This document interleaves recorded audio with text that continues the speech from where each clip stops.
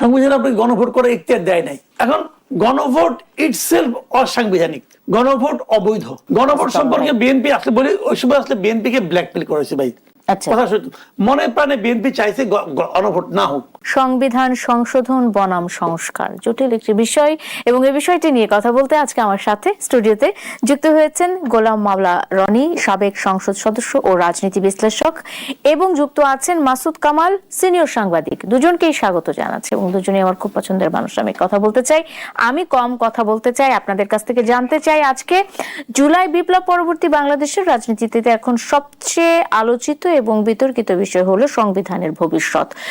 অনেকেই বলছে যে, মানে বিরোধী দল বলছে সংসদে যে সংবিধানের দোহাই দিয়ে বিএনপি এখন জুলাই সংস্কার পরিষদ, সংবিধান সংস্কার পরিষদ কিংবা জুলাই সনদ, এই বিষয়গুলো নিয়ে নানা রকমের টালবাহানা করছে, এবং এই নিয়ে প্রতিদিনই আমরা সংসদে এক ধরনের বিতর্ক দেখছি, এক ধরনের হট্টগোল দেখছি। কোন রকমের সমাধান কি হচ্ছে?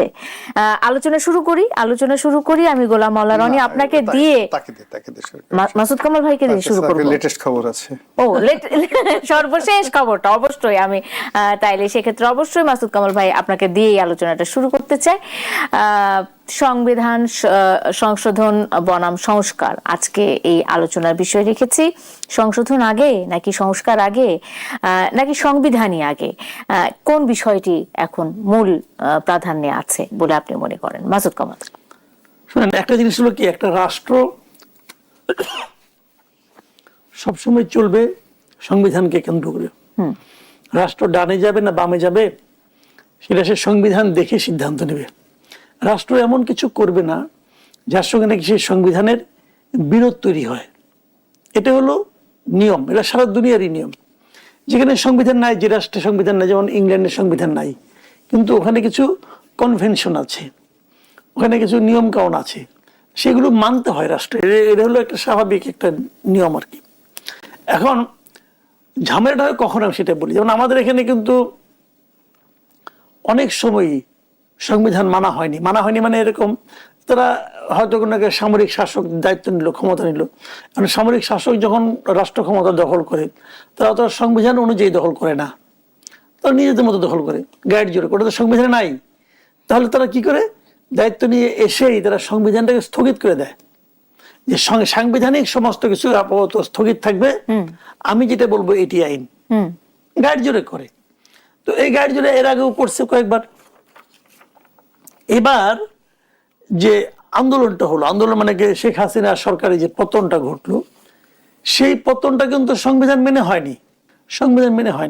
কিন্তু এই পট পরিবর্তনের পর, যখন শেখ হাসিনা দেশ থেকে চলে গেলেন, পট পরিবর্তনের পর যারা দায়িত্ব নিলেন, তারা যেন কেন কোন বুদ্ধির জোরে যায় না, তারা যেন দাবি করতে থাকলেন যে আমরা একটা সাংবিধানিক সরকার। এই তারা যে একটা সাংবিধানিক সরকার, এটা প্রমাণ করতে যে তারা এমন কাজ করলেন যেগুলির প্রত্যেকটা কাজ সংবিধান লঙ্ঘন করে তারা করলেন, একটার পর একটা। এবং ওরা 18 মাস দায়িত্ব পালন করেছেন, সংবিধান লঙ্ঘন করেছেন, অসাংবিধানিক ভাবে করেছেন, কিন্তু আবার নিজেদেরকে দাবি করেছেন আমরা সাংবিধানিক সরকার। তাহলে জিনিসটা কি দাঁড়াইলো, যে আপনি মানে জিনিসটা, সংবিধানটাকে আপনি মানেন কি মানেন না, অথবা বলছেন মানি কিন্তু মানেন না, অথবা আপনার সুবিধা অনুযায়ী মানেন, আবার যেখানে সুবিধা নাই সেখানে মানেন না। আপনি কিন্তু এই কাজগুলি করছেন। এখন এইভাবে যখন আপনি কাজ করবেন, তখন এর তো একটা পরিণতি হবে, এবং সেই পরিণতিটা এখন আমরা ভোগ করছি। আপনি গণভোট করেছেন, এটা আপনি করতে পারেন না। সংবিধান আপনাকে গণভোট করার ইখতিয়ার দেয় নাই। রাষ্ট্রপতি গণভোট অধ্যাদেশ জারি করছে, রাষ্ট্রপতি গণভোট অধ্যাদেশ জারি করতেই পারে না, তাদের ইখতিয়ারের বাইরে করেছে। এখন গণভোট ইটসেলফ অসাংবিধানিক, গণভোট অবৈধ। কথা পরিষ্কার ভাই, আপনি আইন দিয়ে দেখেন কে যান, 93 সংবিধানের 93 গণভোট অধ্যাদেশের ব্যাপার আছে। অধ্যাদেশ করে আপনি গণভোট চালু করতে পারবেন না। অধ্যাদেশ করতে পারবেন সেই বিষয়ে, যে বিষয়গুলিতে 151 জনের সাপোর্ট দিয়ে আইন করা যায়। রাষ্ট্রপতির আদেশের মধ্যে একটা অধ্যাদেশ আছে, গণভোটের অধ্যাদেশটা আছে। তো গণভোট উনি অধ্যাদেশ জারি করতে পারে না, কারণ গণভোট হলো একটা সাংবিধানিক পরিবর্তন। সংবিধানের পরিবর্তন যদি আপনি করতে পারেন একটা অধ্যাদেশ দিয়া, তাহলে তো পুরো জুলাই সনদটাই তো অধ্যাদেশ দিয়ে পাস করাতে পারতেন।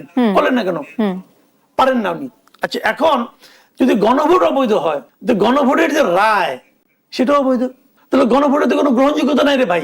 এখন যদি বিএনপি বলে আমি এটা এই গণভোটে মানি না, কিন্তু এই যে 70% মানুষের ভোট, হ্যাঁ ভোট, হ্যাঁ আচ্ছা, এটা তো পুরো জিনিসটাই তো অবৈধ। আপনি বলি আপনাকে একটা কথা, আপনি একটা বিয়ে পড়াইলেন, বিয়ে অনুষ্ঠানে আয়োজন করছেন, আয়োজন করে 50 জন লোককে খাওয়াইছেন, সবাই গিফট টিফট দিয়ে গেছে, খাইছে, যখন গিফট দিবে কিছু, পরে দেখা গেলো যে বিয়েই হয় নাই। বিয়ে হয় নাই কেন?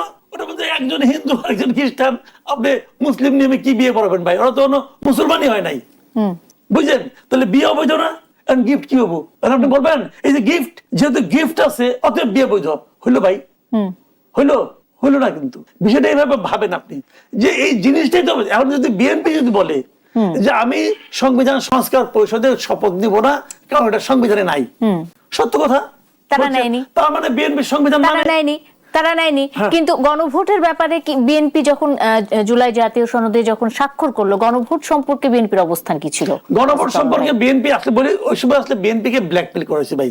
আচ্ছা, কথা সত্য, মনে প্রাণে বিএনপি চাইছে গণভোট না হোক, এটা চাইছে, কিন্তু মুখে বলতে পারে নাই। কারণ বললে পরে ওই দিক যে জামাত এবং এনসিপি বলবে এই যে জুলাইয়ের চেতনা মানে না, এই ভয়ে একটা বড় দল যে এত ভীতু হইতে পারে এটা বিএনপি দেখাই গেছে। এখনো তো বলছে, এখনো তো বিএনপি সম্পর্কে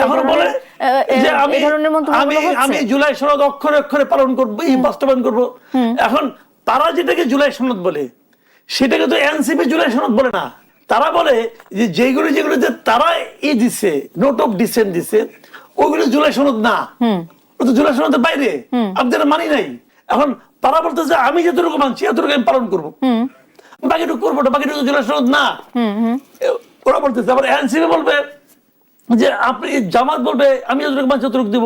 তার মানে কি এই ঝামেলাগুলো হয় এই কারণে যে এটা তো শুরুটাই তো ভুল দিয়ে শুরু হয়েছে। এই যে একটা কথা প্রত্যেকের কাছে গত কদিন ধরে যাদের সাথে আলোচনা করছি তারা বলছেন যে এটার শুরুটাই হয়েছে গলদ ভাবে এবং গোজামিল দিয়ে, এবং এক ধরনের মানে ইচ্ছাপ্রসূত ভাবেই এই বিতর্কগুলো টিকিয়ে রাখা হয়েছে যাতে করে পরবর্তী সময়ে এই সব নিয়েই সংসদে আলোচনা হয়, মূল ইস্যুগুলো জনস্বার্থ সম্পৃক্ত কিংবা আমাদের যে সাধারণ মানুষের যে কথাগুলো, সেই কথাগুলো সংসদে যেন ঢাকা পড়ে যায় বা সেগুলো যে নিয়ে যাতে আলোচনা করা না হয়।